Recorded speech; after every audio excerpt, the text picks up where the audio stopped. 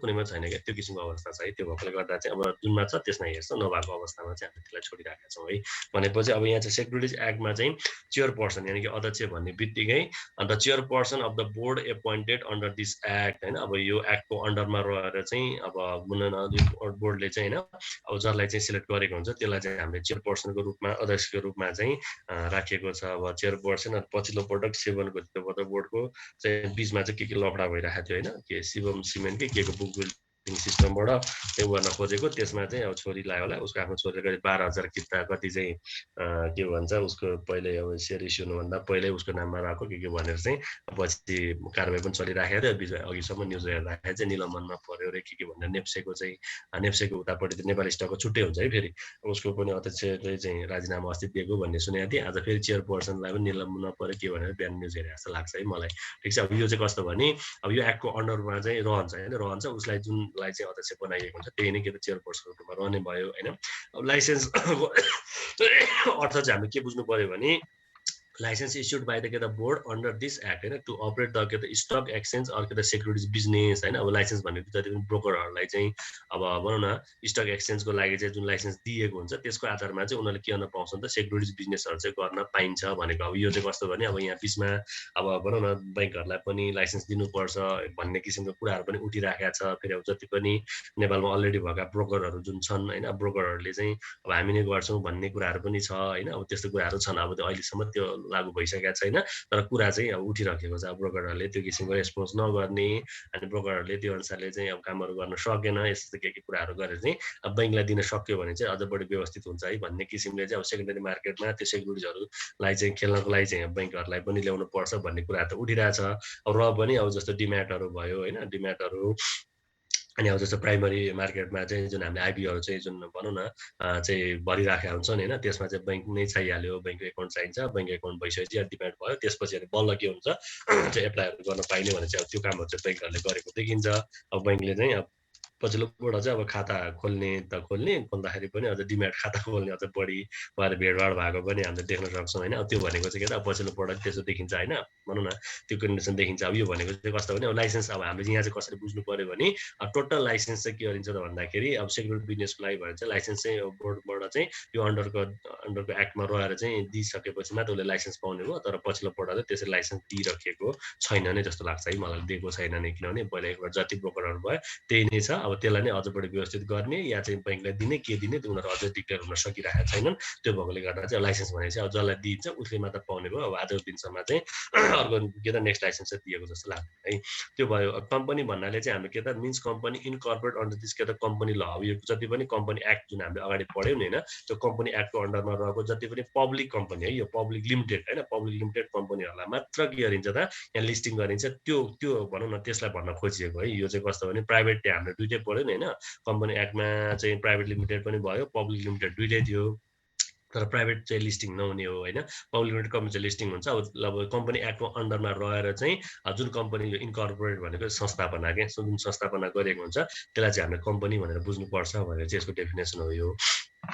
अब सेक्युरिटिज भनेको चाहिँ हामीले सेयर भयो स्टक भयो बोन्ड भनेको छौँ डिभेन्चर स्टक्स भयो अर्को त collective investment scheme certificate issued by a body corporate अर्को त ट्रेजरी बोन्डहरू भयो सेभिङ बोन्ड होइन bond issued by the government of Nepal छ त्यो सबैलाई चाहिँ हामीले के त सेक्युरिटिज भन्ने चाहिँ बुझ्नुपर्छ है भनेर भन्न खोजेको होइन अब ट्रेजरी भयो ट्रेजरी बोन्डहरू भयो अब हामीले जेनरली स्टकहरू जुन भनेको चाहिँ सेयरलाई नै प्राइस स्टकहरू भनेर के भन्छ डिभेन्चरहरू भयो त्यो सबै कुराहरू के त्यसलाई चाहिँ हामीले सेक्युरिटिजको रूपमा अब सुरक्षणको रूपमा चाहिँ हामीले त्यो रूपमा बुझ्छौँ है त्यसलाई चाहिँ त्यसो चाहिँ हामीले सेक्युरिटी ट्रान्जेक्सन मिन्स अब ट्रान्जेक्सन भने चाहिँ के बुझ्नु पर्यो भने इस्यु पर्चेज सेल अर के त exchange of securities other x के त पर्टेनिङ देयर टु भनेको छ होइन देयर अफ भनेको होइन त्यो भन्न खोजेको त कस्तो हो भने जति पनि अब सेक्युरिटी ट्रान्जेक्सन भनेपछि अब जुन हाम्रो बाई सेल जुन हामीले चाहिँ भनौँ न अब चाहिँ भनौँ न आवर होइन कति हुन्छ नेप्से त्यही 11 बजेदेखि 3 बजेसम्म हुन्छ सार्वजनिक बिदा हुने भइहाल्यो त्यो पनि अब सन्डे टु थर्सडे हैन फ्राइडे हुन्छ हुँदैन फ्राइडे पनि हुँदैन स्याटरडे 2 दिन चाहिँ बिदाको रूपमा रहन्छ त्यसपछि गएर सन्डे टु थर्सडे सम्म चाहिँ कन्टिन्यू चाहिँ भनौँ न अब चाहिँ भनौँ न तिम्रो चाहिँ अब क्यापिटल मार्केट चाहिँ ओपन हुन्छ हैन त्यसै त्यो बीचमा चाहिँ ट्रान्जेक्सन हुने हो त्यो भनेको ठ्याक्कै 11 बजेदेखि 3 बजे भित्रमा चाहिँ सबै कारोबारहरू गरिन्छ त्यो कारोबार गरिने भयो त्यसपछि गएर अब डेमा चाहिँ सन्डे टु थर्सडे भयो फ्राइडे र स्याटरडे चाहिँ बिदा हुने भयो त्यो बाहेकको चाहिँ अरू के सार्वजनिक बिदाहरूमा पनि अब त्यो नोटिस अनुसारले चाहिँ के हुन्छ अब ट्रान्जेक्सन हुँदैन हैन त्यो समयमा चाहिँ बाई एन्ड सेलको कुराहरू हैन त्यो बीचमा चाहिँ जे जति पनि बाई गरिन्छ सेल गरिन्छ जुन हामीले टिएमएस भन्छ पहिला पहिला भएको भए त अब त्यही ब्रोकरमै गएर गर्ने हुन्थ्यो अब आजको दिनमा चाहिँ अब टिएमएसहरू त्यो युज गरेर अनलाइन सिस्टमबाट पनि के गरिन्छ कारोबारहरू गरिरहेको हामीले देख्छौँ त्यो भएकोले गर्दा त्यो सबैलाई चाहिँ हामीले के भन्छ सेक्युरिटी ट्रान्जेक्सन मिन्स ट्रान्जेक्सनको रूपमा हामीले बुझ्नुपर्छ भन्न खोजेको हैन अब स्टक एक्सचेन्ज भन्यो भने चाहिँ मार्केट हैन त्यसै place or facility performing the purchase, sale, exchange of securities on a regular basis by bringing together to the purchase and seller of the securities भनेको चाहिँ अब स्टक एक्सचेन्ज भने चाहिँ जे जति पनि अब ट्रान्जेक्सन गर्ने क्रममा चाहिँ हैन त्यो बेसमा चाहिँ जे जति पनि बाई हुन्छ सेल हुन्छ हैन सेक्युरिटिजहरु जुन एक्सचेन्जहरुको कुराहरु भयो यी सबै कुराहरु चाहिँ रेगुलर बेसिसमा जे कामहरु गरिन्छ हैन यो बीचमा चाहिँ त्यो सबैलाई चाहिँ हामीले स्टक एक्सचेन्ज भनेपछि अब ओभरअल त्यो सबै कुराहरुले चाहिँ बुझ्नुपर्छ भनेर भन्न खोजिएको है यो चाहिँ स्टक एक्सचेन्ज भयो त्यसपछि हामीले इस्टाब्लिशमेन्ट अफ बोर्ड भनेपछि देयर विल बी के त establish a board by the name of के त नेपाल सेक्युरिटिज नेपाल धितोपत्र बोर्डको रूपमा चाहिँ यसको नामाकरण गरिन्छ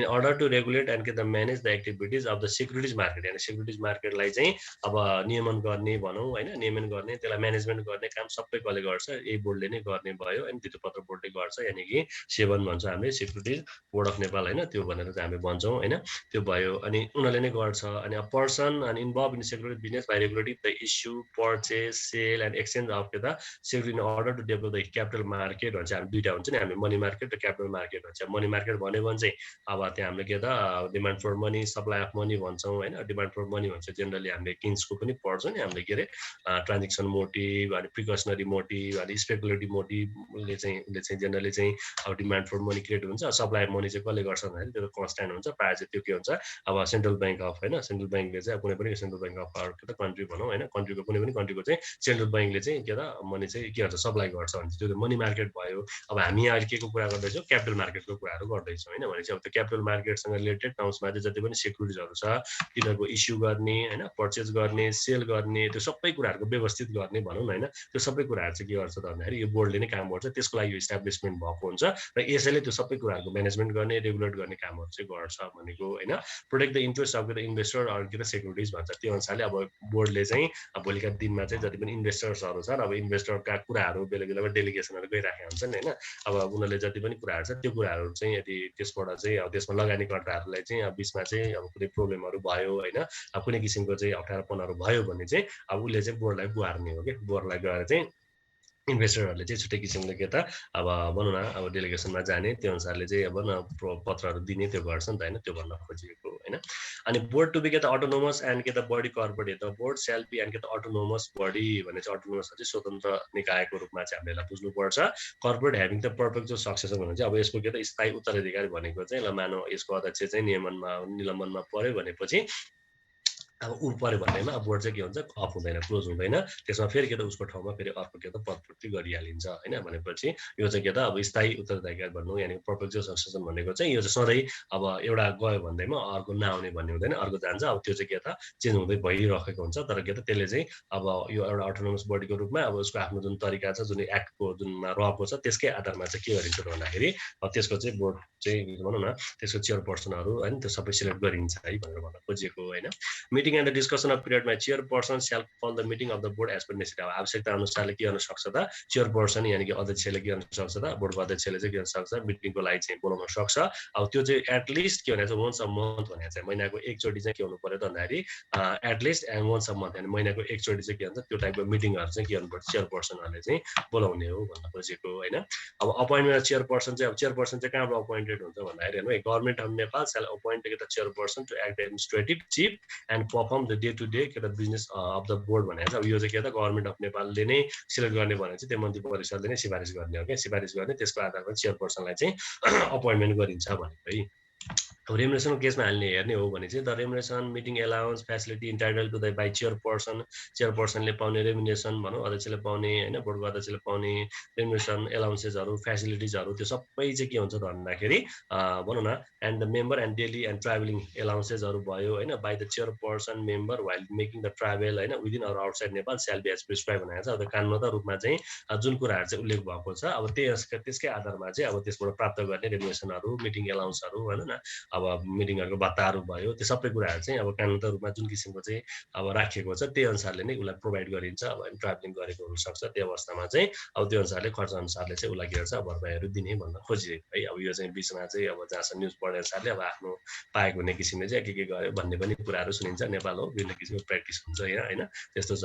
अर्को प्रोभिजनल लेटर एकाउन्ट एक्सपर्ट्स होइन, अनि के त एडभाइस इम्प्लोइज भने चाहिँ the board shall have such members of account एक्सपर्ट्सहरू। अब बोर्डले चाहिँ के गर्नु सक्छ उसलाई आवश्यक पर्ने एकाउन्ट एक्सपर्टहरू सीएहरू चाहिँ के गर्नु सक्छ हायर गर्न सक्छ भन्ने अर्थमा होइन, एडभाइजर्सहरूसँग कुराहरू सोध्न सक्छ होइन। त्यो अनुसार employees as may necessary for the efficient operation of the functions of the board भन्छ। यहाँ कुनै पर्टिकुलर पार्टमा बोर्डले कुनै एउटा अब छुट्टै एउटा कन्डिसनमा चाहिँ समितिहरू गठन गर्ने या मानव कुनै प्रोजेक्टहरू छन् भने त्यो अवस्थामा चाहिँ के त अब एकाउन्ट एक्सपर्टहरू एडभाइजर इम्प्लोइजहरू चाहिँ त्यो आवश्यकता अनुसारले चाहिँ के गर्न सक्छ त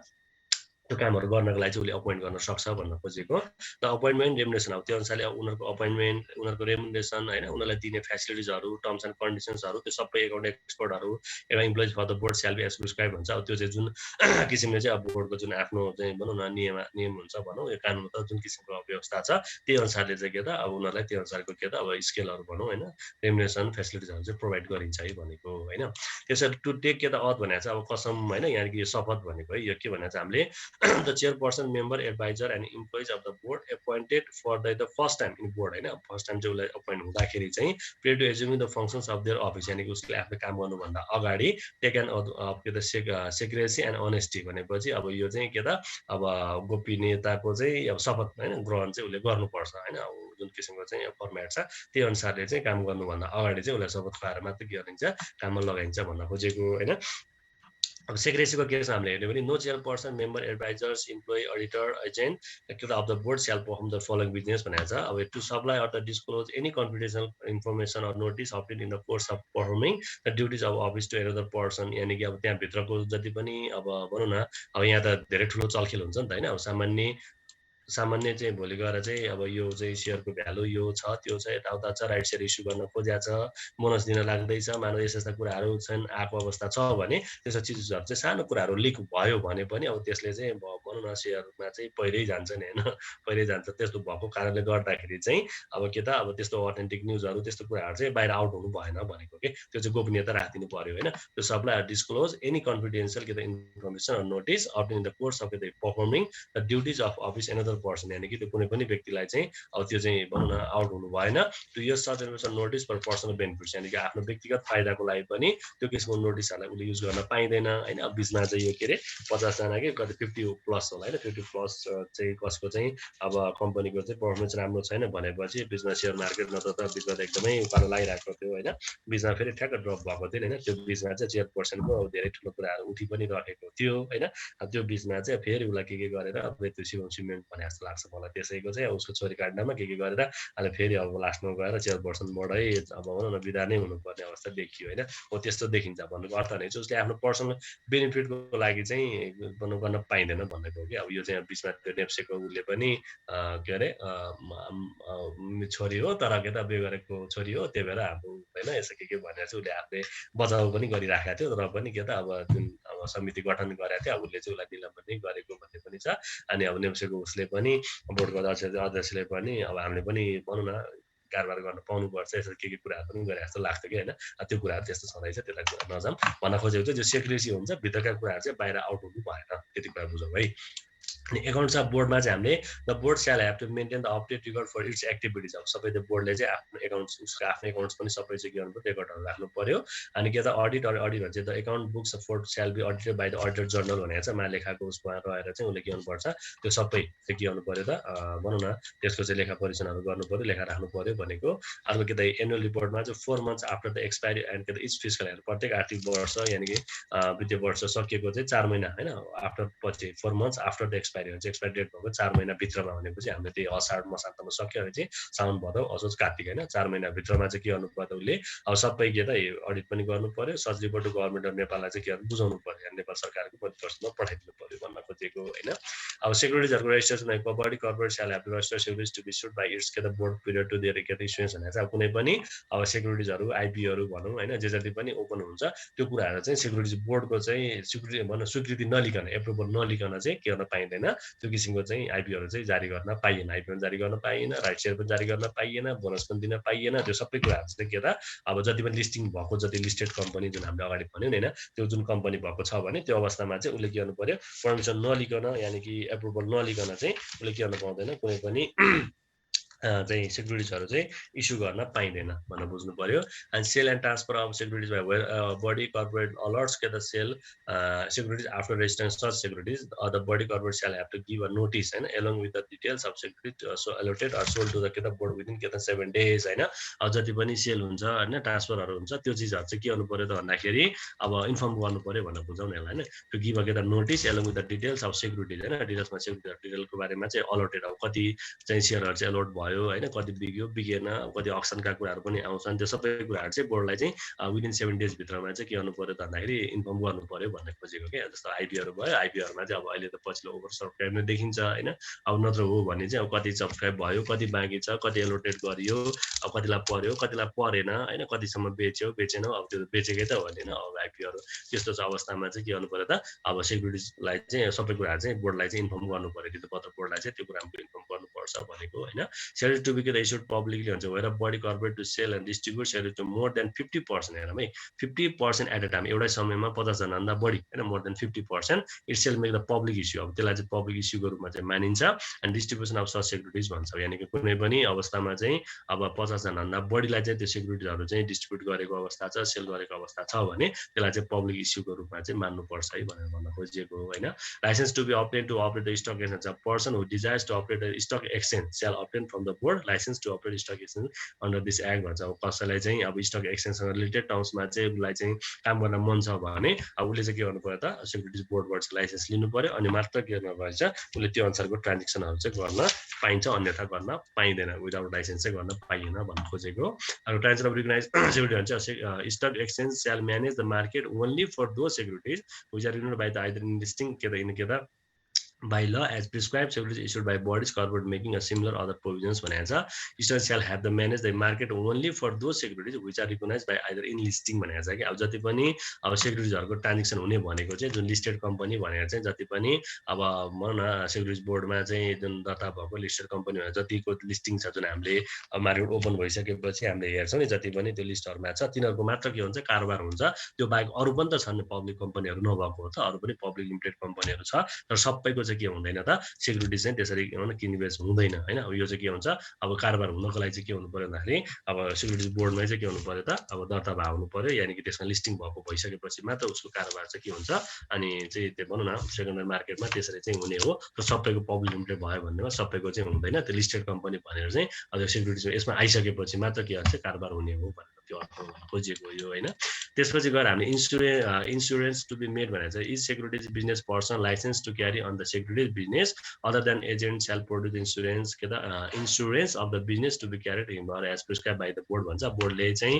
जुन किसिमको चाहिँ छ त्यसको आधारमा इन्स्योरेन्सका कुराहरू पनि हुन्छ भन्ने अर्थमा है यो चाहिँ गर्छ भने बोर्डमा जुन अब यो as prescribe by the board भन्छ कि बोर्डले जुन किसिमलाई चाहिँ अब एउटा बनाएको हुन्छ त्यही अवस्थामा चाहिँ अब यसको इन्स्योरेन्सहरू हुने नहुने त्यो कुराहरू त्यसमा आउँछन् भन्न खोजेको to regulate and monitor the board shall have the full powers to get regulate and monitor all activity related the security सेक्युरिटीसँग रिलेटेड टर्म्समा चाहिँ जति पनि नियमन गर्ने कामहरू त्यो सबै फुल पावर चाहिँ कोसँग छ भन्दाखेरि सेक्युरिटी बोर्डसँग चाहिँ रहन्छ क्यापिटल मार्केटको कुराहरूमा अनि के त एन्ट्रिस के त अर्को इन्भेस्टर्स भनेर चाहिँ अब इन्भेस्टर्ससँग रिलेटेड टर्म्समा अब सबै कुराहरू के जस्तो क्यापिटल गेन ट्याक्सका कुराहरू हुन्छ नि हामीले सेयरहरू बेच्यो भने क्यापिटल गेन ट्याक्सहरू पेयर लिने होइन त्यो अनुसारले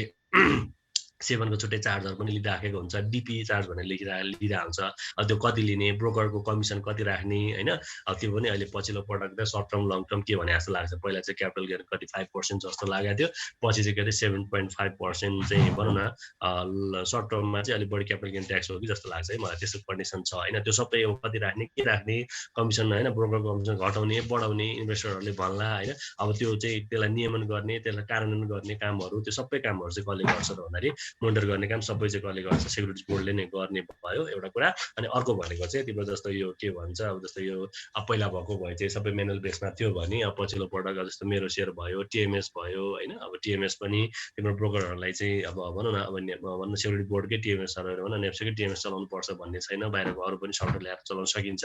भनेर चाहिँ कुराहरू पनि उठाएको थियो, दिने नदिने त्यो सबै कुराहरूको चाहिँ डिसिजन मेकिङ पावर चाहिँ सबै कसमा हुन्छ त भन्दाखेरि सेक्युरिटी बोर्डसँगै रहन्छ। बस यति के बुझ भने क्यापिटल मार्केटलाई आवश्यक पर्ने जे जति पनि प्र्याक्टिस भनौँ, जे जति पनि छ त्यसको डिसिजन मेकिङ पावर चाहिँ फुल पावर चाहिँ कोसँग छ त, भित्रोपत्र बोर्डसँग छ भन्न खोजेको। अब नेपालमा अब फाइनल्ली अब अहिले पछिल्लो प्रोडक्ट चाहिँ अब यो अनलाइन त भर्खरै त गयो नि, धेरै पनि त भएको छैन नि होइन। यो बिचकै लकडाउनको बिचमा भर्खर अलि अलि अनलाइनको बेसमा अलिक बढी चाहिँ भन्न आएको हो, नत्र भने त त्योभन्दा अगाडिसम्म त सबै अब भनौँ न अब मान्छे आफै उपस्थित हुनु पनि त्यस्तो थियो भने पछिल्लो पल्ट अनलाइन बेसमा गएको हामीले देख्छौँ होइन। अब यो त भर्खरको स्टार्टिङै जस्तो फिलिङ हुन्छ। अब यो चिजहरू त विदेशमा पहिल्यै प्र्याक्टिस भइसकेको, त्यो बाहेकको पनि अरू पनि धेरै अब के हुँदो रहेछ कि त्यसमा होइन। त्यो चिजहरू चाहिँ नेपालमा अझै पनि प्र्याक्टिसमा आइसकिसकेको छैन। अब भोलि त्यसलाई प्र्याक्टिसमा ल्याउने नल्याउने, जस्तो हामीले बुक बिल्डिङ सिस्टम भन्यो, त्यो ल्याउने नल्याउने त्यो सबै whole as a whole power चाहिँ कोसँग हुन्छ, सेक्युरिटी बोर्डसँग हुन्छ भनेर बुझौँ।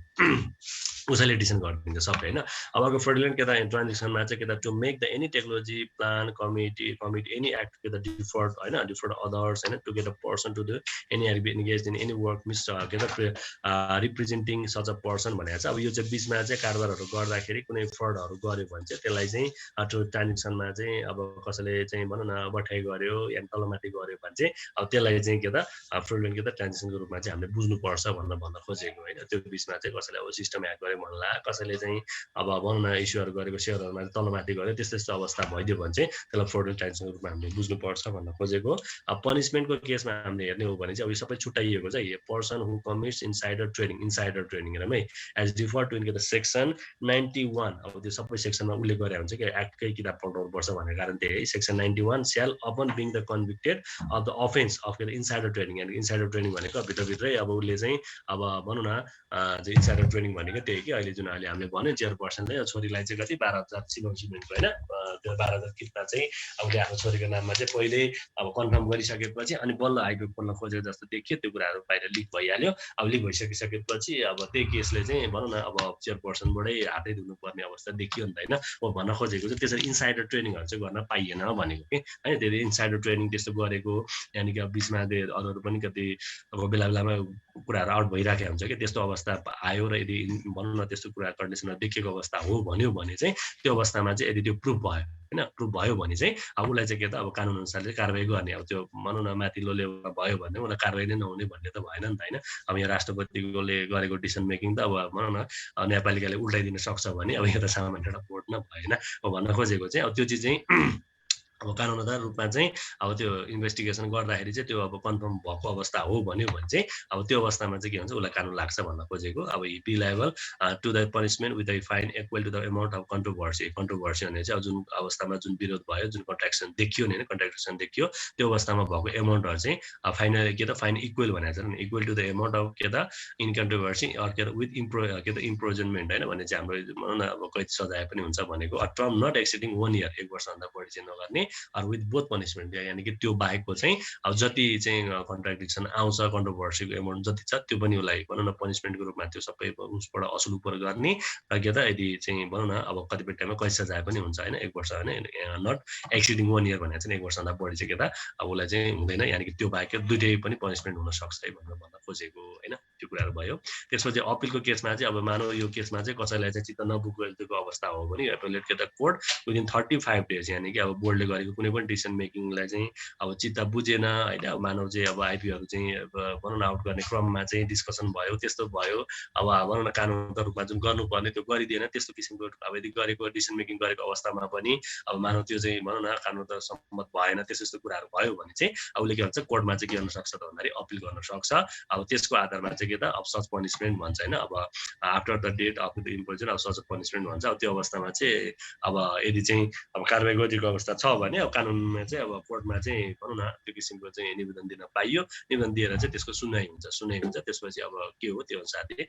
अब भनौँ न अब कोर्टले के भन्छ त्यो अनुसारले चाहिँ अगाडि बढ्छ भनेर भन्न खोजेको ठिक छ यो चाहिँ हाम्रो के त सेक्युरिटिज एक्ट है यो चाहिँ हामी अहिले जति पनि पढ्दैछौँ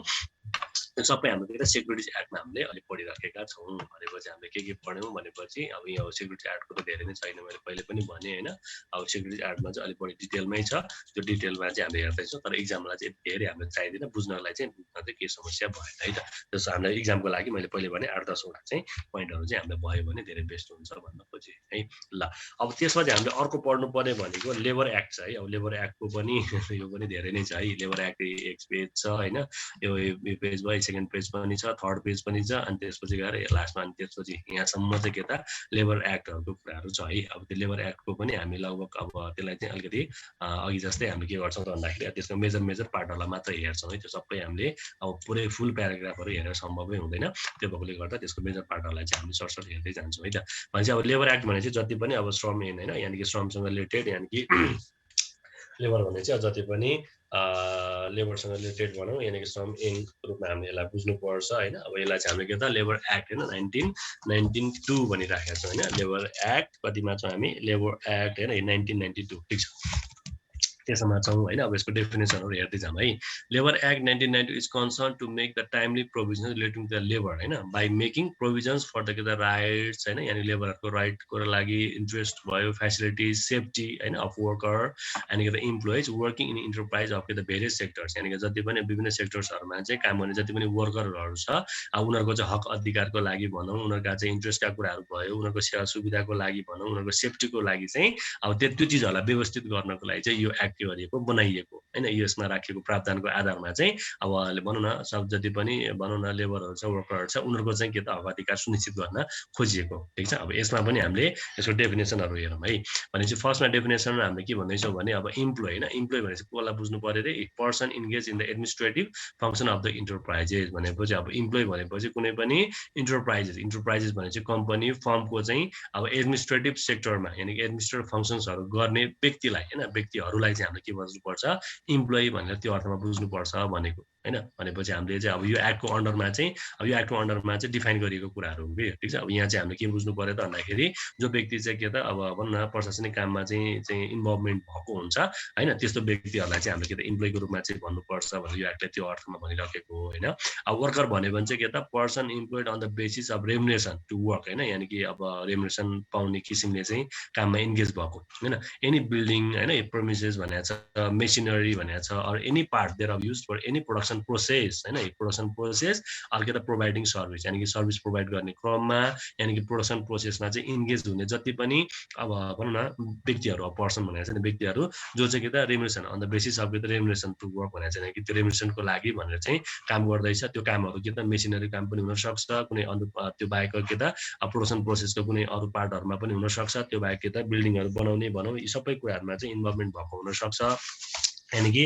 सिधै बुझ्दाखेरि चाहिँ अब त्यसको रोहबरमा भनौँ न होइन त्यसको रोहबरमा चाहिँ काम गरिरहेको चाहिँ व्यक्तिहरूलाई चाहिँ हामीले के त एज अ वर्करको रूपमा चाहिँ त्यो अर्थमा चाहिँ बुझ्नुपर्छ है भनेर भन्न खोजिएको ठिक छ यो भयो त्यसपछि म्यानेजर भने चाहिँ हामीले को बुझ्नु पर्यो त भन्दाखेरि a person appointed for performing the function in the enterprise यानि एज अ होल इन्टरप्राइजेसको चाहिँ म्यानेजमेन्ट गर्ने यानि कि त्योसँग रिलेटेड टर्म्समा चाहिँ काम गर्ने पर्फर्म गर्ने हो त्यसको लागि चाहिँ अपोइन्ट गरिएको व्यक्तिलाई चाहिँ हामीले के भन्नुपर्ने हुन्छ अरे म्यानेजर भनेर बुझ्नुपर्छ भनेको होइन त्यसपछि प्रोपाइटर भन्यो भने चाहिँ हामीले बुझ्नु द पर्सन ह्याभिङ के त फाइनल अथोरिटी अन द के त on the activities of the enterprise यानि कि इन्टरप्राइजेसको चाहिँ जुन एक्टिभिटिज जुन फाइनल अथोरिटीको रूपमा चाहिँ अब उसैले नै के त फाइनल डिसिसन गर्ने होइन and this expression also includes the any person appointed as the chief होइन of any branch of units of the enterprises भनेर चाहिँ प्रोभाइड भन्छ अब कुनै पनि ब्रान्च अब किनभने एउटा ठुल्ठुलो मल्टिनेसनल कम्पनी भनौँ यानि कि प्रोडक्सन कम्पनी म्यानुफ्याक्चरिङ कम्पनीहरू हो भन्यो भने पनि अब त्यसमा पनि अब जसलाई चाहिँ फाइनल अथोरिटीको रूपमा चाहिँ भनौँ मेन पार्टी दिएको हुन्छ नि त होइन any person appointed as the chief होइन चिफको रूपमा चाहिँ एपोइन्ट गरिएको अवस्था छ यसलाई कुनै पनि ब्रान्चहरूमा चाहिँ मेन छ भने त्यो अवस्थामा चाहिँ उसलाई चाहिँ हामीले के भन्नुपर्छ प्रोभाइडर भनेर चाहिँ त्यो अर्थमा चाहिँ हामीले प्रोभाइडर भनेर भन्छौँ भनेर भन्न खोजेको ठिक छ प्रोभाइडर त्यो भयो। अब यो चाहिँ के भन्छ कार्य सञ्चालन गर्न नियुक्त भएको व्यक्ति सम्झिनुपर्छ भने चाहिँ त्यसमा चाहिँ नियुक्ति पाएको व्यक्ति भनौँ न हैन, त्यसलाई चाहिँ हामीले प्रोभाइडर भनेर बुझ्नु पर्यो हैन। अर्को हामीले के त फ्याक्ट्री इन्सपेक्टर भनेको छौँ है। अब यसलाई चाहिँ हामीले यो फ्याक्ट्री भने चाहिँ फ्याक्ट्रीको चाहिँ इन्सपेक्टर भनेपछि निरीक्षकको रूपमा means of factory inspector appointed by the government. यो चाहिँ के भन्छ नेपाल सरकारले चाहिँ उसलाई अपोइन्ट गर्छ। This action also includes the के त सिनियर फ्याक्ट्री इन्सपेक्टर हैन। अब यो भनेको चाहिँ अब कुनै पनि चाहिँ फ्याक्ट्रीहरूलाई चाहिँ अब नियमन गर्न भनौँ, त्यसलाई निरीक्षण गर्नको लागि चाहिँ नेपाल सरकारले आफ्नो मातहतमा राखेर चाहिँ अब जुनलाई चाहिँ भनौँ न इन्भेस्टिगेसन गर्न खटाउँछ त्यसलाई चाहिँ हामीले फ्याक्ट्री इन्सपेक्टरको रूपमा फ्याक्ट्री निरीक्षकको रूपमा चाहिँ हामीले बुझ्नुपर्छ भनेको है। त्यो भयो। अब अपोइन्टमेन्ट अफ वर्कर एन्ड इम्प्लोइजमा हेरौँ, the manager shall have the advertise in order to select the such a worker or employees and the worker or के त employee so select shall have to be provided with appointment letter and engage work भनेको चाहिँ होइन। कुनै पनि म्यानेजर्सहरूले चाहिँ उसलाई आवश्यक पर्ने वर्कर भनौँ या इम्प्लोइ, होइन हामीले भनिहाल्यो वर्कर भने चाहिँ प्रोडक्सन प्रोसेसमा काम गर्ने ग्राउन्ड लेभलमा खाने वर्कर भन्ने बुझ्नु पऱ्यो। इम्प्लोइ भने चाहिँ एडमिनिस्ट्रेटिभ लेभलमा चाहिँ काम गर्ने होइन। अब यो जति पनि एपोइन्टमेन्ट यदि गर्नु छ भने होइन manager shall have to advertise, त्यसको लागि चाहिँ उसले के गर्नु पऱ्यो एडभर्टाइजमेन्ट गर्नु पऱ्यो होइन। वर्कर इम्प्लोइजको लागि कसलाई हो अब कसलाई आवश्यक छ त्यसको आधारमा उसले चाहिँ के गर्नु पऱ्यो भन्दाखेरि एडभर्टाइजमेन्ट गर्ने अनि के त have to provide with appointment. अब त्यो उनीहरूलाई चाहिँ गरिसकिसकेपछि त्यो अनुसारले अब इक्जामिनेसनको कुराहरू छन् भने अब रिटर्न होला होइन। अब त्यो अनुसार उसलाई इन्टरभ्यू होला, त्यो लिइसकिसकेपछि फाइनली उसलाई सिलेक्ट गरिसकिसकेपछि अनि अपोइन्टमेन्ट लेटर दिनु पर्यो अनि बल्ल उसलाई के गर्न पाइन्छ अनि वर्कमा चाहिँ इन्गेज गर्न पाइन्छ है भनेको होइन। And appointment letter shall be provided with the name of the के त post of the worker or employees होइन। अब त्यो अपोइन्टमेन्ट लेटरमा चाहिँ अब उसको वर्करहरूको नेम, पोस्ट के हो होइन, अब के मा काम गर्दैछ, उसको रेम्युनरेसन चाहिँ कति हुनेछ, कन्डिसन्सहरू के छन्, त्यो सबै कुराहरू चाहिँ के त उसको आफ्नो एपोइन्टमेन्ट लेटरमा चाहिँ त्यो सबै कुराहरू चाहिँ के त म्यानेजर्सले चाहिँ उल्लेख गरेर चाहिँ उसलाई दिनुपर्छ भनेको नियुक्ति पत्र दिने भनेको होइन। The worker or employee engaged under this act shall be entitled to facilities provided in this act according to the skill hazard post भनेको छ। अब यो सबै कुराहरू चाहिँ वर्करहरूको चाहिँ अब त्यसमा इन्गेज भइसकिसकेपछि कानुनगत रूपमा चाहिँ जे जति प्रोभाइडहरू गरिन्छ त्यो यसको आधारमा चाहिँ अपोइन्टमेन्ट लेटर दिने भनेर बुझौँ है। त्यसपछि provision of the engaging non Nepali citizens at work भनेको चाहिँ if Nepali citizens could not be available for any skill technical post even after publishing an advertisement in national level public news paper and journals the manager may submit भनेको चाहिँ अब यो चाहिँ अब भनौँ न म्यानेजर्सले चाहिँ एडभर्टाइजमेन्ट पनि गर्यो होइन। त्यो अनुसार विभिन्न किसिमको न्युज पेपरहरूमा चाहिँ एडभर्टाइज पनि गर्यो, जर्नलहरूमा पनि राख्यो। त्यो अवस्थामा पनि के त अब नेपाली स्टुडेन्ट्सहरू कोही देखिएन, आएनन् होइन, एप्लाई गरेनन् होइन। त्यो अवस्थामा चाहिँ अब त्यो किसिमको यदि के त भनौँ न स्किल टेक्निकल स्किल पोस्टमा चाहिँ यदि उसले राख्न खोज्दैछ त्यो अवस्थामा चाहिँ कुनै नेपाली स्टुडेन्ट्सहरूले चाहिँ एप्लाई गरेन, त्यस्तो अवस्था भइदियो भने द म्यानेजर के त सबमिट एन्ड के त एप्लिकेसन होइन टु द डिपार्टमेन्ट अफ के त लेबर। त्यसको लागि चाहिँ के त अब मान्छे त काम गराउनु पर्यो होइन। नेपालीहरू देखिएन, नेपाली स्टुडेन्ट्स देखिएन भने अब त्यो प्रियर एप्रुभलको लागि चाहिँ के त नन नेपाली स्टुडेन्ट्स भनेर फरेनरहरूलाई यदि ल्याउनु पर्ने अवस्था हो अनि गैर नेपालीलाई चाहिँ अब ल्याउनु पर्ने नै अवस्था फाइनल भयो, यानि कि नेपाली स्टुडेन्ट्सहरू कोही एप्लाई गर्न आएनन् होइन। अब त्यो अवस्था भयो भने चाहिँ अघि हामीले भने जस्तै के भने श्रम विभागमा गएर चाहिँ के गर्नु पर्यो अब त्यसलाई चाहिँ एप्रुभल लिन जानु पर्यो। लिन गइसकिसकेपछि अब उसले एप्रुभल दिइसकिसकेपछि मात्र के गर्न पाइयो त भन्दाखेरि त्यो चाहिँ नन नेपाली स्टुडेन्ट्सलाई चाहिँ के गर्न पाइन्छ अब रिक्रुट गर्न पाइयो, नत्र भने पाइँदैन भन्न खोजेको होइन। Shall have to make the arrangement for the making the Nepali students skill and for replacing the non Nepali students gradually by them भन्छ। त्यसको आधारमा चाहिँ अब कतिपय केसमा चाहिँ कस्तो हुन्छ भने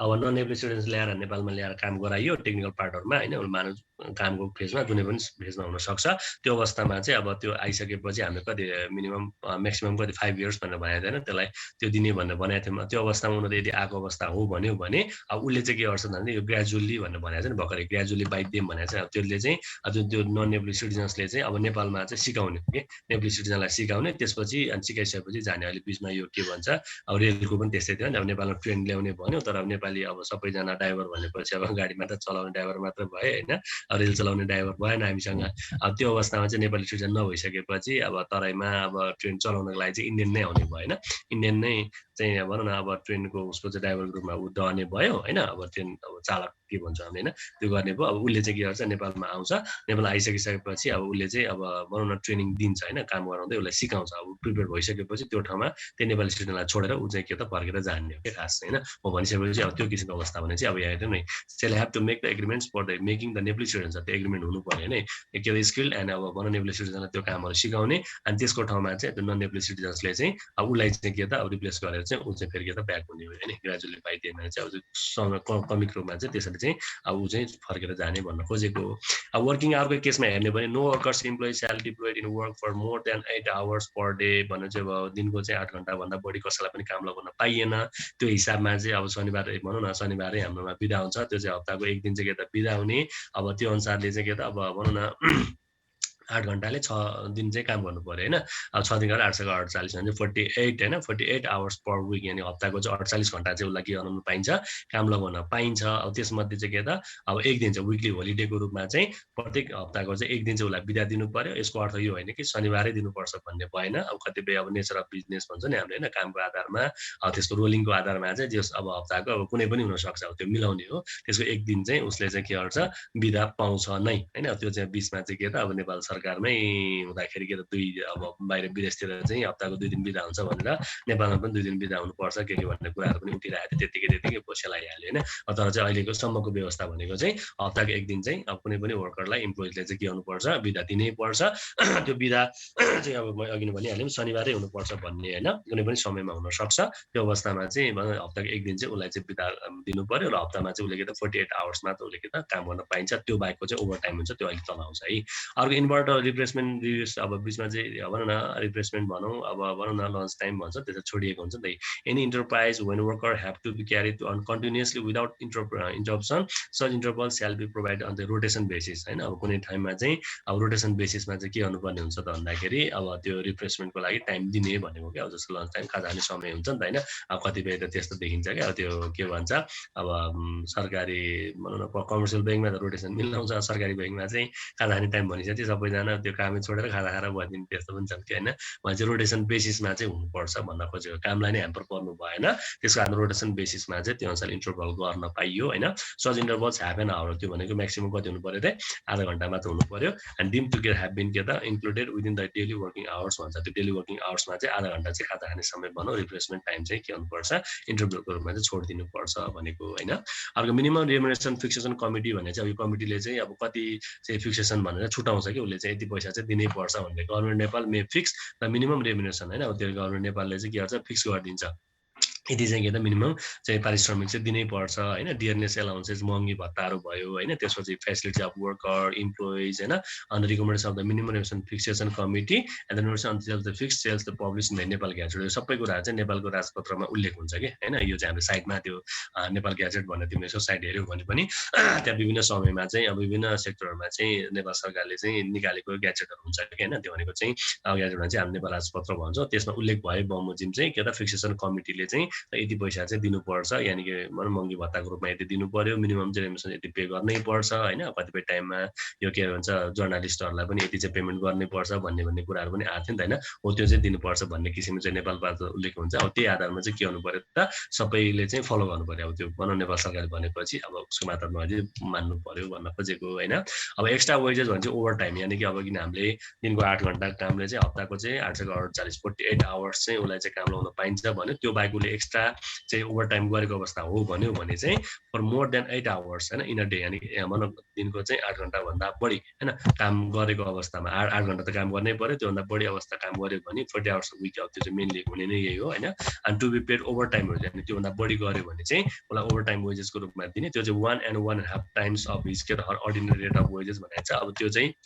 अब उसले कति स्यालेरी खाइराखेको छ त्यसको चाहिँ अब कति पर्न आउँछ, दिन पर डे चाहिँ कति हुन आउँछ, त्यसको चाहिँ के त डेढा भनौँ न होइन। 1/2 टाइम भनेर चाहिँ होइन, डेढा चाहिँ के गरिन्छ, त्यसको चाहिँ भनौँ ओभर टाइमको रूपमा चाहिँ उसलाई पेमेन्ट दिनुपर्छ है भनेर भन्नको। अब यसको एउटा कति टाइम छ जस्तो लाग्छ कि अब 8 घण्टा हो, बढीमा 12 घण्टा कति भयो, त्योभन्दा बढी फेरि काम गर्नु पाएन के भन्ने प्रावधान पनि छ जस्तो लाग्छ है मलाई। ठिक छ, तर यहाँ चाहिँ अहिले यतिलाई चाहिँ के बुझिदियो भने अब 8 घण्टाभन्दा बढी काम गर्यो भने चाहिँ अब उसलाई चाहिँ 1 and के त 1/2 टाइम्स चाहिँ के गरिन्छ, उसलाई स्यालेरी पेमेन्ट गरिन्छ, यानि कि उसले पाउनुपर्ने रेमुनेरेसन पाउँछ भन्न खोजेको होइन।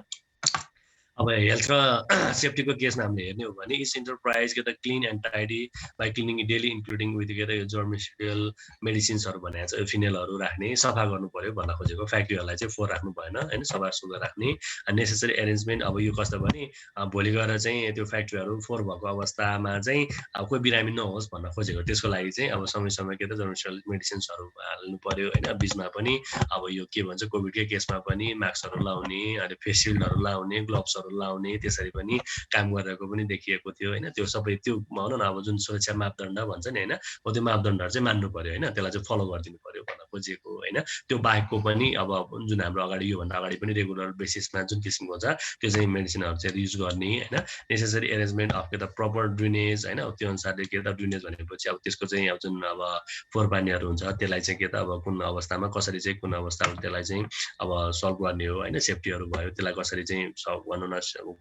व्यवस्थित गर्ने त्यो कुराहरूलाई पनि गर्नु पर्यो अनि calling from time to time preventing from के त अर्डर भन्छौँ अब कुनै समयमा चाहिँ अर्डर भनेपछि अब गन्धहरू आउँछ नि हैन अब कामहरू गर्दाखेरि त्यस्तो फोहोरहरू भएर त्यस्तो गन्ध आएको अवस्थामा हो भने त्यो अवस्थामा चाहिँ समय समय चाहिँ के गर्नु पर्यो त्यसलाई सरसफाइहरू गर्नु पर्यो भन्न खोजेको to make the arrangement for adequate supply of fresh air हैन त्यसको आधारमा चाहिँ अब फ्याक्ट्रीमा भनौँ फ्रेस एयर आउन सक्ने चाहिँ त्यो किसिमको चाहिँ सप्लाई हुनु पर्यो त्यही भएर तिमीले यसो याद गर्यो भने अब धेरै जस्तो उसमा चाहिँ यस्तो के राखेको हुन्छ क्या त्यो माथिपट्टि त्यो के भन्छ जस्तो गोलो टाइपको घुमिराखेको हुन्छ नि हैन त्यो त्यहाँनिर चाहिँ त्यो फ्रेस एयरहरू चाहिँ इन्ट्री गरायो होला कि सायद त्यो फ्याक्ट्रीको चाहिँ भित्रको चाहिँ अब जति पनि अब एयरहरू हुन्छ त्यसलाई चाहिँ आउट गर्ने त्यसपछि गएर अब बिस्तारै त्यो घुमिराखेको हुन्छ कि माथि आजकल राखेको देख्छु कि मैले हैन त्यो फ्रेसरहरू त्यो पनि हुन्छ अब कतिपय टाइममा चाहिँ अब त्यहाँ भित्रपट्टि अलिक गुम्सेको ठाउँ छ भने त्यसको चाहिँ अन्न एयर पास गर्नको लागि भने चाहिँ छुट्टै त्यो के बनाएको हुन्छ कि त्यो गर्नु पर्यो भनेको भोलि गएर चाहिँ अब सासै फेर नपाएर ढल्नु त भएन नि हैन त्यो भन्न खोजेको हैन अर्को त लाइटहरू अनि त्यो अनुसारले अब सकेसम्म चाहिँ अब सनलाइट नै पर्ने किसिमले चाहिँ लाइटिङहरू व्यवस्था गर्ने हैन भएन भने पनि त्यो अनुसारले चाहिँ अब आवश्यक परेको लाइटहरू चाहिँ अब उपलब्ध गराउन बाल्नु पर्यो भन्न खोजेको त्यसै टेम्परेचरहरू प्रपर टेम्परेचर मेन्टेन गर्ने कामहरू गर्दाखेरि चाहिँ त्यो काम गर्ने वातावरण त हुनु पर्यो नि भन्न खोजेको हैन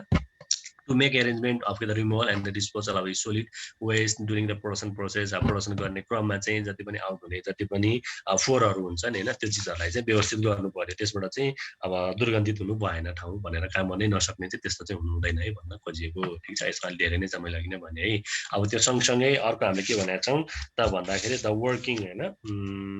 त्यसपछि गएर तलपट्टि छ यहाँ चाहिँ to make the provision for sufficient supply of के त प्योर के त portable water during the working hours काम गर्ने पिरियडमा चाहिँ अब आवश्यक पर्ने चाहिँ पानीहरू व्यवस्था गर्नु पर्यो त्यो चाहिँ प्रायः चाहिँ अब आजकल त जारहरू त प्रायः राखिदिइराखेको हुन्छन् हैन हाम्रो सर्भिस अर्गनाइजेसनमा गयो भने पनि खानेपानीको सुविधा चाहिँ सबैमा हुनु पर्यो भन्न खोजेको हैन काम गर्ने पिरियडमा चाहिँ आवश्यक पर्ने चाहिँ पानीहरू चाहिँ त्यहाँ खानेपानी व्यवस्था गरिदिनु पर्यो arrangement of sufficient water in the enterprise where chemical substance अब जहाँ चाहिँ केमिकलहरू पनि युज गरिरहेको हुन्छ त्यसमा आवश्यक पर्ने चाहिँ अब त्यहाँ सब्सटेन्स भने चाहिँ त्यहाँ जति पनि अब के भन्छ हामीले पदार्थहरू भन्छ नि केमिकलहरू हुन्छ त्यो चिजहरूलाई चाहिँ अब भनौँ कतिलाई चाहिँ सफा गर्नुपर्ने हुनसक्छ त्यस्तो कन्डिसनहरू छन् भने चाहिँ अब त्यो अनुसारले के गर्ने त केमिकलहरू त्यो सबै छ भने त्यसलाई चाहिँ आवश्यक पर्ने अब त्यो जुन पानीले बगाउनु पर्ने हुनसक्छ त्यस्तो अवस्थामा चाहिँ के त अब त्यो पानीहरूको चाहिँ व्यवस्था गर्ने अब ट्याङ्करबाट ल्याएर हुन्छ कि होइन मिलान्चीको ल्याएर हुन्छ कि त्यो चाहिँ के गर्नु पर्यो त्यो अनुसारले सफिसिएन्ट चाहिँ होइन डिप बोरिङ गरेर हुन्छ कि त्यो पानीको व्यवस्था चाहिँ गर्नु पर्यो होइन अनि के त prods which may be injurious to the के त हेल्थ हुन्छ अब यदि त्यो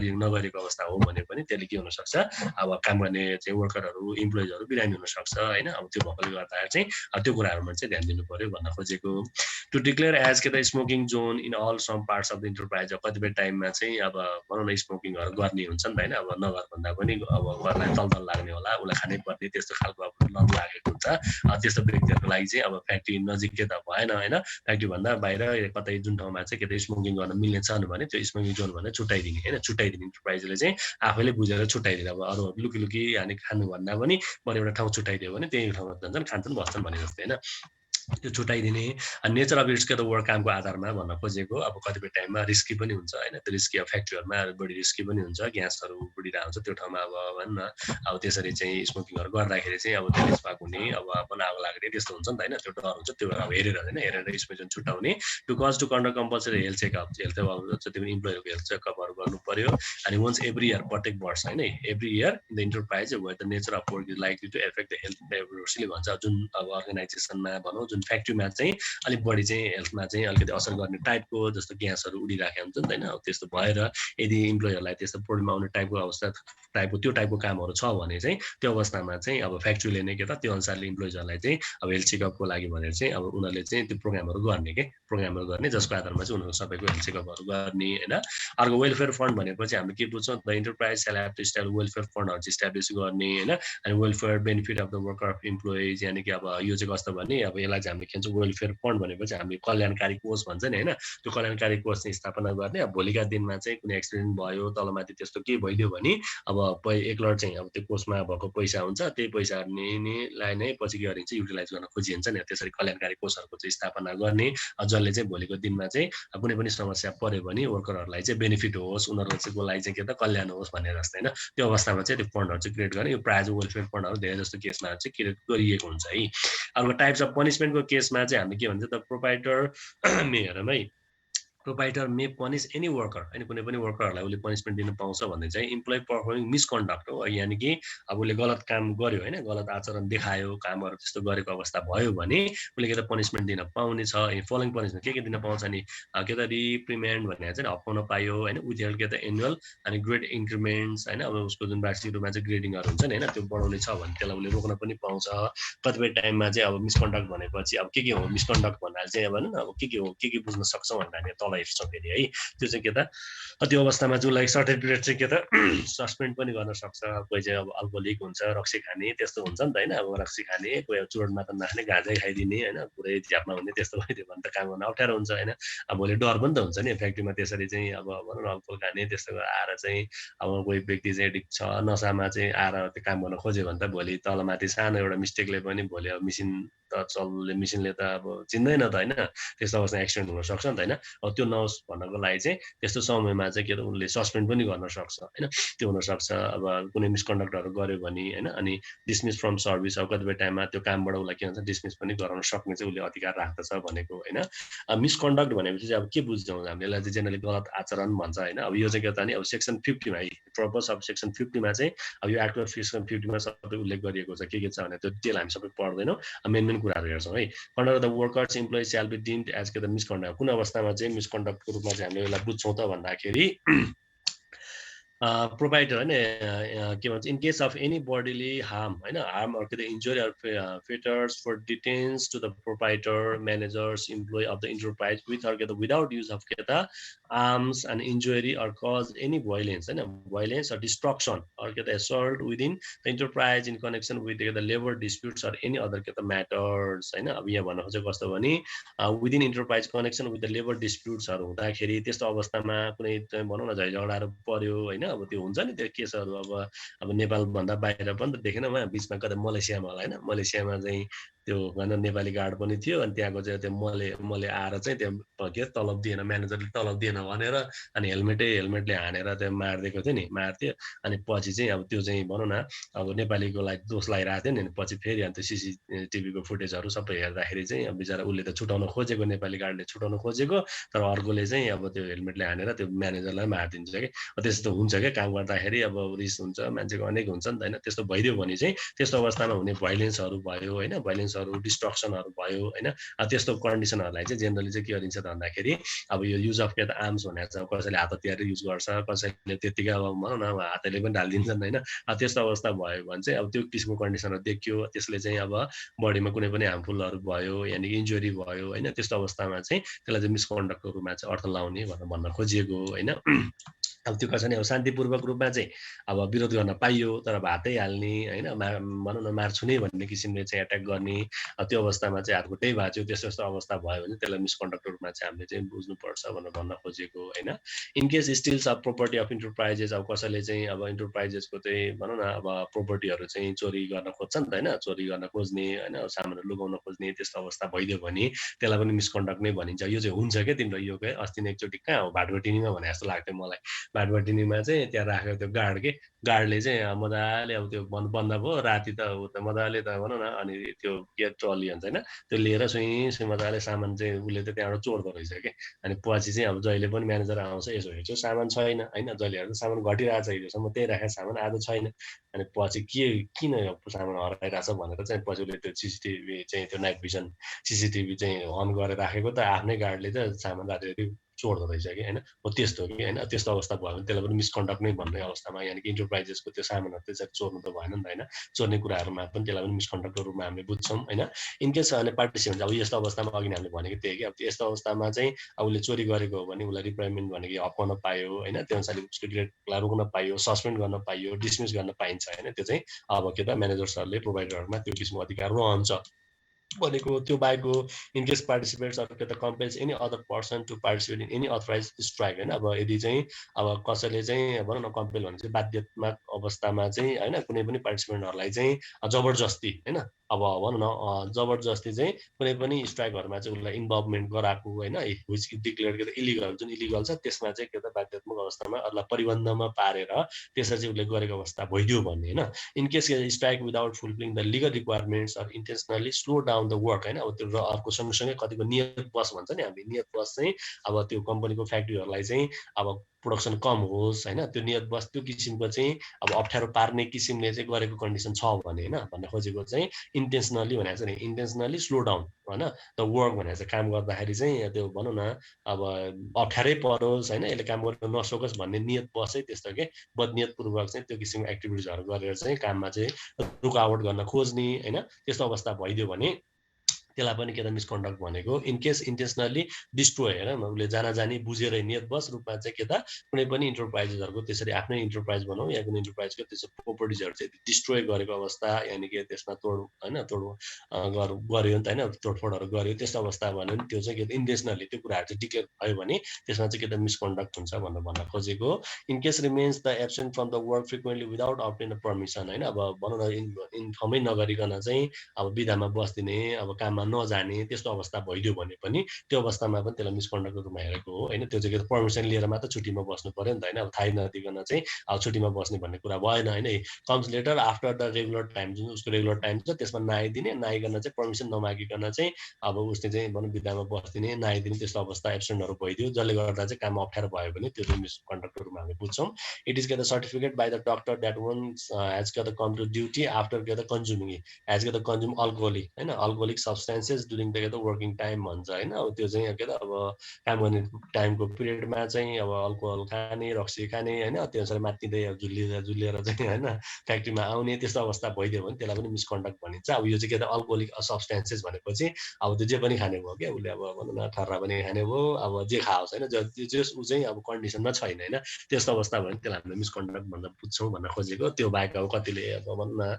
मैले भयो नि त चोट मात्र नै गाँजा पनि खाइदिने होइन त्यस्तो किसिमको ट्रिपमा आइदिने त्यस्तो पनि हुन्छन् कि होइन त्यस्तो भइदियो भने चाहिँ अब त्यो अवस्थालाई पनि हामी के मिसकन्डक्ट भन्छ त्यो अवस्थामा चाहिँ एक्सन लिन पाउँछ है यो चाहिँ के भन्दाखेरि अब प्रोभाइडरले चाहिँ त्यो किसिमको के त एक्सनहरू लिएर उसलाई त सस्पेन्डै गर्न पनि सक्छ होइन डिसमिसहरू गराउन पनि सक्छ भनेको है त्यसपछि गएर लगतै हामीले procedures relating the personal claims or कम्प्लेनमा हामी हेरौँ है इफ एनी वान के त more workers or employees have any personal claim complain against के त प्रोभाइडरसँग चाहिँ अब कुनै मतभेद छ त्यो अवस्थामा चाहिँ उसले चाहिँ के त अब क्लेम गर्न खोज्दैछ भन्ने अवस्था भयो भने the concern worker employees may file it in the writing with के त कन्सर्न प्रोभाइडर त्यो प्रोभाइडरमा चाहिँ लिखित रूपमा होइन लिखितम रूपमा चाहिँ के गर्नु पर्यो त त्यो उसको आफ्नो के छ अब त्यो कुराहरू चाहिँ उसलाई चाहिँ दिने हो होइन कम्प्लेन गर्ने भन्न खोजेको होइन अब रिसिभ अब द के त claim or complaints as per this act होइन the provider shall have to discuss on it अब जुन किसिमको चाहिँ अब भनौँ न अब युनियनहरू भनौँ यानि कि अब लेबरहरूले त्यो किसिमको चाहिँ अब उनीहरूको चाहिँ आएर चाहिँ त्यसरी चाहिँ कुराहरू ल्यायो र लिखित रूपमा चाहिँ त्यसरी चाहिँ जानकारी दिएको अवस्था हो भन्यो भने अब दिएको कुराहरूमा चाहिँ के गर्नु पर्यो डिस्कसन गर्नु पर्यो होइन अनि वर्कर्स इम्प्लोइ विदिन के त 15 डेज 15 दिनभित्रमा चाहिँ त्यो कुराहरूको सुनवाई हुनुपर्छ है भन्ने नै अर्थमा है अनि के त सेटल द प्रब्लम त्यो प्रब्लमलाई के त 15 दिनभित्रमा चाहिँ डिस्कसन गरेर अब के प्रब्लम हो त्यो प्रब्लम चाहिँ सल्भ गर्नुपर्छ द लेबर अफिस स्याल ह्याड के त discussion between the providers and the worker होइन वर्कर र प्रोभाइडर बिचमा चाहिँ भनौँ न टकिङ हुने भयो अनि डिस्कसन हुन्छ होइन यानि इन्टरेक्सन हुने भयो त्यो बिचमा and employees and solve this के त employees and solve the disputes within 15 days 15 दिनभित्रमा चाहिँ के गर्नु पर्यो त्यो प्रब्लमलाई सल्भ गर्ने होइन अनि receive of the claim person to this act भन्छ त्यो भित्रमा चाहिँ त्यो सल्भ गरिसक्नुपर्छ गर्न सकेन भने फेरि उता खतरा जान्छ कि हेर न द यो claim relating the collective rights होइन interest of privilege shall have to be presented in के the writing the concern provider sign by the list के त 51% मिनिमम पनि के हो कलेक्टिभ बार्गेनिङ भन्थ्यो नि हामीले राइट्स अफ कलेक्टिभ बार्गेनिङ भन्दा अगाडि पनि के भन्छ सौदाबाजी जस्तो के भनेको थियो नि हामीले हो त्यो चाहिँ के त 51% चाहिँ एटलिस्ट हुनै पर्यो होइन अनि बल्ल के त कलेक्टिभ बार्गेनिङ गर्न पाइन्छ अनि वर्कर्स होइन के भन्छ पर्सनहरू त्यो concern workers employee and the के त claims the representative shall have to be के त nominated and the claims shall with the representative through the के त सच रिप्रेजेन्टेटिभ्स भनेको चाहिँ बस यदि के बुझौँ भने 51% चाहिँ अब हुनु पर्यो त्यसको आधारमा चाहिँ अब उनीहरूले कलेक्टिभ बार्गेनिङ गर्न पाउँछ होइन बार्गेनिङ गर्न पाउँछ त्यो गर्ने क्रममा चाहिँ अब त्यसको रिप्रेजेन्टेटिभको रूपमा चाहिँ उसले नै त्यो भनौँ न त्यसलाई सल्भ गर्ने हो खासै अनि उसले नै अब त्यो कुराहरू राख्छ भन्न खोजेको अनि बाइलेटरल डिस्कसन हैन द्विपक्षीयमा चाहिँ वार्ता हुने भयो हैन म्यानेजमेन्ट टिम हैन युनियनहरुसँग भनौँ अझ अब ट्रेड युनियन हामी छुट्टै पनि पढ्छौँ है लेबर एक्ट र ट्रेड युनियन छुट्टै छ है फेरि हाम्रो भनौँ न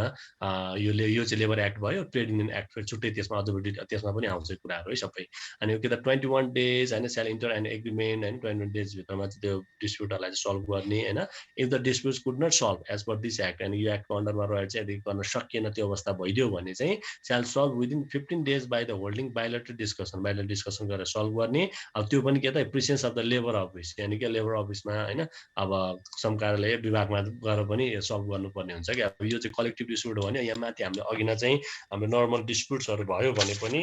के त रिलेटिङ द पर्सनल क्लेम र कम्प्लेनहरू छन् भने पनि हामीले अघि नै पनि के ल्याएर जोड्नुपर्छ भने नि अब एक त त्यहीँ भनौँ न प्रोभाइडरले नै सल्भ गर्न खोज्ने इनकेस सल्भ गर्न नसकेको अवस्था छ भने यो विभिन्न ठाउँमा जान्छ कि solve as per this act होइन appeal to the labour court होइन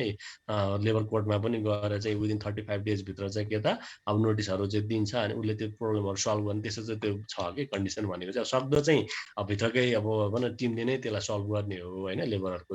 निक्लेको जति पनि डिस्प्युट्सहरू छ अब इनकेस त्यहाँ सल्भ नहुने अवस्था भइदियो भने चाहिँ अनि त्यो चिजहरू चाहिँ अनि पछि गएर चाहिँ तिम्रो चाहिँ भनौँ न अब यो डिपार्टमेन्ट लेबर डिपार्टमेन्टमा जान्छ लेबर कोर्टमा त्यो कुराहरू जान्छ त्यसरी चाहिँ सल्भ गर्ने हो यो भन्न खोजेको ठिक छ ल अब यसमा यति नै छ ल है त भने चाहिँ लेबर एक्टमा हामीले यति नै पढ्ने पो त्यो बाहेक यहाँ अरू पनि छ अब यो सबै साध्य नै हुँदैन त्यही भएर मैले यता त्यो भन्न चाहिनँ है भनेको चाहिँ हाम्रो यहीँ पनि लगभग यहीँ नै धेरै भइसकेको छ है त्यो भएकोले गर्दा चाहिँ अब स्लाइड भएको भए त्यसो म छाटिने नै हालिन्थ्यो होइन स्लाइडबाट हामी हेरेर चाहिँ बुकबाट हेर्दाखेरि बुकमा त अलिक डिटेलमा हुन्छ नै होइन अब त्यहाँ आत्तिनु भएन त्यो बस के भन्दा मेन त्यसको की सेन्टेन्सेसहरू मेन अब मेन फिचर्सहरू त्यसलाई चाहिँ हामीले मार्क गर्ने त्यही पढ्दै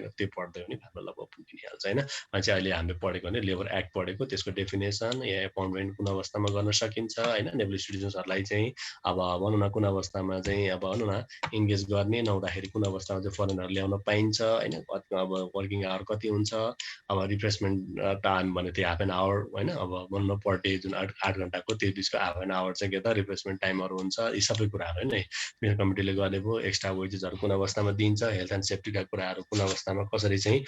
गर्नु पर्यो त्यो सबै कुराहरू होइन welfare fund types of punishment होइन मिसकन्डक्ट कुन अवस्थामा हुन्छ होइन अनि पर्सनल क्लेमहरू गर्दाखेरि चाहिँ अब कसरी कुन अवस्थामा चाहिँ क्लेमहरू गर्ने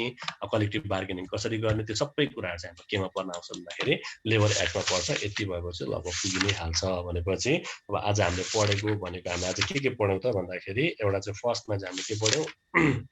भन्दा इन्कम ट्याक्स अलिक बढी बुकमा पनि बढी डिस्क्राइब गरेको अलिक बढी पढ्नुपर्ने है एउटा चाहिँ हाम्रो इन्कम ट्याक्स के त इन्कम ट्याक्स एक्ट हामीले पढ्यौँ होइन एउटा फर्स्टमा